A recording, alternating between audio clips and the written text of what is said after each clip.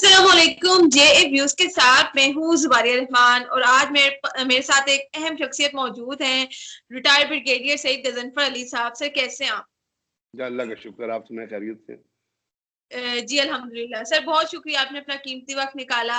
आजकल जो है वो जो मौलाना फजलुर रहमान साहब है वो अजीब बहकी बहकी बातें कर रहे हैं और फौज के बारे में जहर उगल रहे हैं। इसी हवाले से मैंने कहा आपसे चंद सवालात करते चलूं कि मौलाना साहब कहते हैं कि अगर नैब की तरफ से नोटिस मिलता है तो जीएसयू के सामने धरना दूंगा, बल्कि धरने देंगे, उनका ये कहना है। तो फौज के इस सब में क्या कसूर है? फौज के पीछे क्यों पड़ गई है?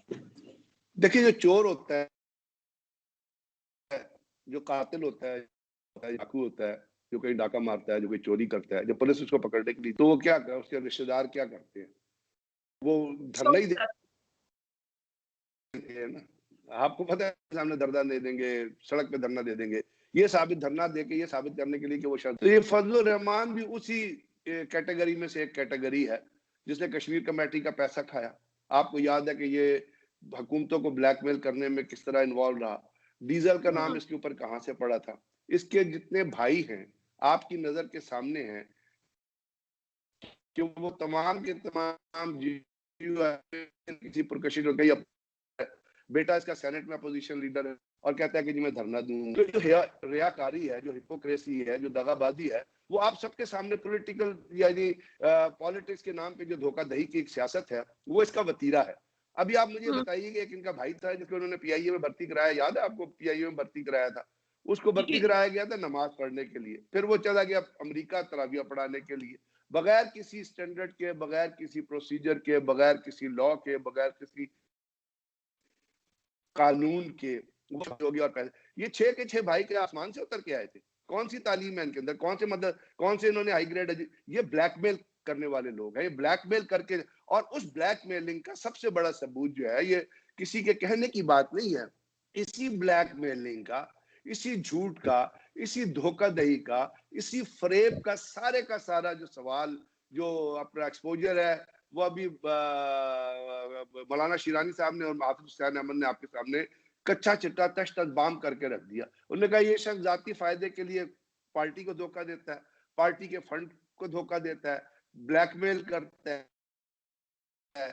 अब उसके साथ साथ इसका कॉन्डक्ट देखिए आप। नवाज शरीफ के जमाने की हुकूमत थी और ये उस हुकूमत का हिस्सा था। ये शख्स कश्मीर कमेटी का चेयरमैन था, पैसे खाता था, कश्मीर कमेटी के फंड खाता था, कश्मीर जो टीएडीए खाता था। जाओ हक साहब के बच्चे ने, जाओ हक ने एक दफा इंटरव्यू दिया, वो भी कश्मीर कमेटी के मेंबर थे कि बाहर जाता है, किसी को बताते ही नहीं किधर गया है, क्या करके आया। वो सबके सामने ये चीजें रिकॉर्ड में है। उसके बाद नवाज शरीफ के जमाने में एक रसूल के ब्लास्फेमी के हिसाब से एक कानून पास हुआ, अगर आपको याद होगा। अनुशे रहमान और वो जो लॉ मिनिस्टर थे उस वक्त, उन्होंने ये शख्स, this man was the member of the parliament. आप मुझे बताइए, आप उठा देख लीजिए, इसने कोई उस जमाने में धरना दिया कि गलत कानून पास, कोई इसने बयान दिया कि गलत कानून पास। इससे आप इसकी हिपोक्रेसी का और इसकी जो होते हैं ना अपना दगाबाजी या डबल पर्सनैलिटी का अंदाजा लगा लीजिएगा। अभी जो हाफिज हुसैन अहमद साहब ने जो कुछ कहा है उसको खोल के देख लीजिएगा। एतजाज हसन साहब ने अभी एक बयान दिया था टेलीविजन चैनल पे, उसको चल रहा है उनका बयान। उन्होंने फरमाया कि जी ये पीपल्स पार्टी के पास एक लेके गया कि जी आप मुझे नॉमिनेट करें। फिर उन्होंने कहा कि जी नून लीग के पास गया, कहता जी मैं पीपल्स पार्टी को आसिफ जरदारी साहब को सिर्फ मैं राजी कर सकता हूँ। आसिफ जरदारी साहब के पास गया, वहां जाके कोई और तौजीहात पेश कर, तो कहते कि तो झूठा आदमी है, ये इस शख्स में तो यकीन ही नहीं कर सकते आप। तो ये जो करप्शन का एक माफिया इस मुल्क में कायम हो गया है, जिसमें पार्टियों को इस्तेमाल किया जाने के अलावा दीन का नाम इस्तेमाल किया जाता है। ये उलमाए सू हैं सारे, जिनकी बहुत कड़ी सजा है। न सिर्फ दुनिया के अंदर तो ये इस तरह निकल जाएंगे अपने चेहरों को लेके, लेकिन कल जब ये जवाब देने बैठेंगे, जहां ये पूरे पाकिस्तान के लोगों को मिसगाइड कर रहे हैं, अभी जिस तरह उनको ये सियासत के अंदर जो धोखाधड़ी कर रहे हैं, वो तो साफ सामने। अब चोर होगा जो जाके धरना देगा। अगर आपने कुछ नहीं किया, अगर आपने कोई जुर्म नहीं किया, तो आपकी कॉन्शियस भी और आपकी पर्सनैलिटी क्लियर होनी चाहिए। मेरे ऊपर गलत इल्जाम लगाया, मैं जाके अपने आप को डिफेंड करूंगा और मैं सही ये साबित करके दिखाऊंगा कि मेरे ऊपर जो इल्जाम लगा वो गलत। धरना दे देना, चोर धरना देते हैं, डाकू धरना देते हैं, दगाबाज धरना देते हैं, धोखेबाज धरना देते हैं। ये तमाम लोग होते हैं जो धरने के मास्टर हैं, और ये उन्हीं का ये जो है वो प्रेसिडेंट है उस पार्टी का, जो पाकिस्तान डिस्ट्रक्टिव मूवमेंट है। तो अब इससे और आप क्या तवक्को कर सकती है इस किस्म के शख्स से? सर, मुफ्ती किफायतुल्लाह साहब के बयान पर क्या कहेंगे, जो आजकल ये कह रहे हैं कि इतने जर्नेलों को जो है वो फांसी दे देनी चाहिए, इतनों को उल्टा लटका देना चाहिए।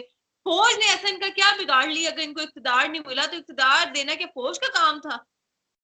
असल में इसको मुफ्ती कहना मुफ्तीपन की तौहीन है। मैं इसलिए नहीं कह रहा कि मुझे कोई उससे अदावत है या वो चीज है।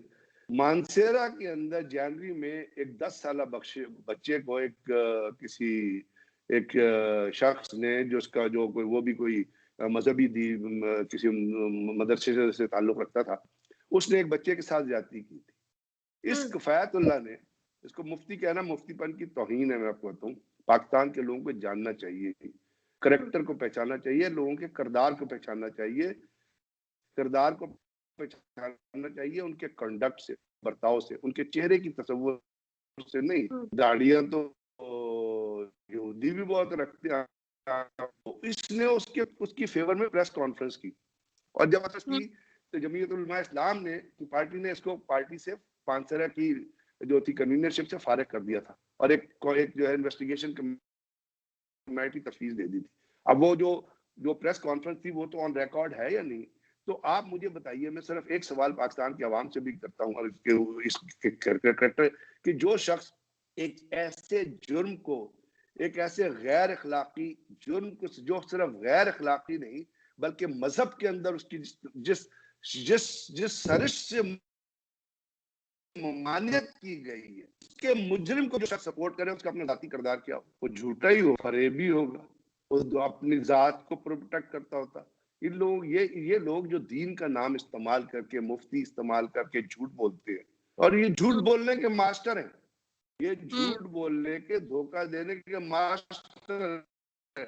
तो ये जो मैं आपको बताया, इससे इसका किरदार जज कर लीजिए, और ये आवाम सोच ले कि ये शख्स जो कह रहा है सही कह रहा है, गलत कह रहा है, या क्या कह रहा है। ये अपने आप को अपनी जात को सामने लाने के लिए, मजहब को भी और लोगों को गुमराह करने के लिए दीन का नाम भी इस्तेमाल करके हर एक सामने रख के बोल के रख देते। बिल्कुल ब्रिगेडियर साहब, आपने काफी डिटेल से हमें बताया कि मौलाना साहब का अपना किरदार क्या है। मुफ्ती साहब, आपने खुद कहा कि उनको मुफ्ती कहना जो है वो मुफ्ती होने की तौहीन है, तो उनका अपना किरदार क्या है और क्यों ये फौज के पीछे इस तरह से पड़ गए हैं कि अगर इनको इख्तिदार नहीं मिला तो इख्तिदार दिलवाना जो है वो शायद फौज का काम था, क्योंकि खान साहब को भी इख्तिदार फौज ने दिलवाया, इनका यही कहना नहीं जुबैरा, एक और बात याद है, आप एक चीज छोटी और कहना चाहूंगा। रिकॉर्ड की बात है, अपनी फजलुर रहमान के अमेरिकन एम्बेसडर के पास नहीं किया था जाते हुए, उससे एन पैटरसन थी कि कौन थी, उनसे जाके रिक्वेस्ट की थी कि जी आप मुझे इख्तिदार दिलवा दें, बिल्कुल आप मुझे प्राइम मिनिस्टर, तो मैं आपके साथ जो आप कहेंगी, जो चीज आप कहेंगी मैं आपको मानूंगा। ये है तारीख में या नहीं है?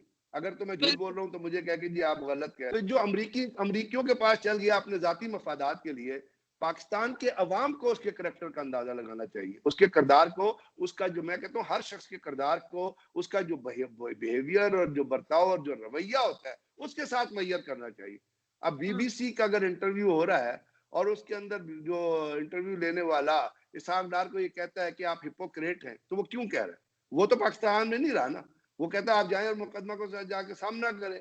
अगर वो कह रहा है कि नवाज शरीफ कन्विक्टेड क्रिमिनल है, तो वो क्यों कह रहा है? क्योंकि उसने उनका किरदार पढ़ा, उनके मुकदमों की तारीख पढ़ी। तो लोग जो जज करते हैं पढ़ी लिखी दुनिया में, वो इंसान को उसके हिलिये से नहीं बल्कि उसके किरदार से जज करते हैं। तो पाकिस्तान में भी लोगों को, इस किस्म के लोगों को उनके करैक्टर, उनके कंडक्ट से, कि वो अपनी जात के लिए किस तरह सिस्टम को तबाह, चाहे वो कोई भी हो, चाहे वो किसी भी अदालत से करता हो, फौज से करता हो, उसके कंडक्ट आप करें, तब आप सही फैसला कर सकेंगे कि कौन सही और गलत। बहुत शुक्रिया सर, आपने अपना कीमती वक्त हमें दिया। इंशाल्लाह आपसे दोबारा रब्ता करूंगी। अल्लाह हाफिज।